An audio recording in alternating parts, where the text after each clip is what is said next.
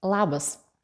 Pagauta įkvėpimo atliekant reabilitaciją sugalvojau įrašyti keletą pratimų rankų plaštakoms ir jais pasidalinti su jumis.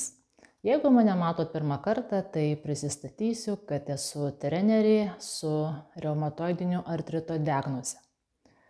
Ir pats pirmas pratimas, kurį noriu pasidalinti, jam priemonių jokių nereikia, jūs jas turite namuose, tai būtų virtuvinė kempinėlė, reiktų, kad ji būtų truputį storesnė. Ir kempinėlę reiktų spausti visais plaštakos pirštais. Vadinasi, dedu kempinukę labiau aukščiau truputį negu per visai prie pat sujungimo pirštų ir spaudžiu ir keičiu. Dedu kempinukę ir spaudžiu dviem pirštais. Ir tarp kitų pirštų ir spaudžiu. Ir kartoju. Taip, kartoju, nėra labai svarbu, kiek jūs kartų darysit. Esmė yra tokia, kad jūs turit išlaikyti tiesius pirštus.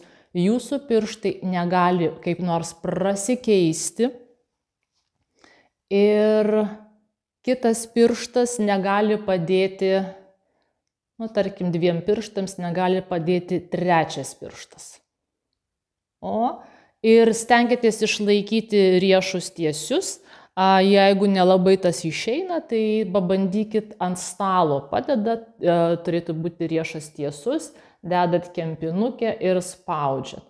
Reabilitacijoje be abejo aš turėjau kitokią priemonę, buvo tokia kaip plastilinas, padarai tokią ilgą tokią kaip dešrą ir dedi tarp pirštų ir spaudinėjai.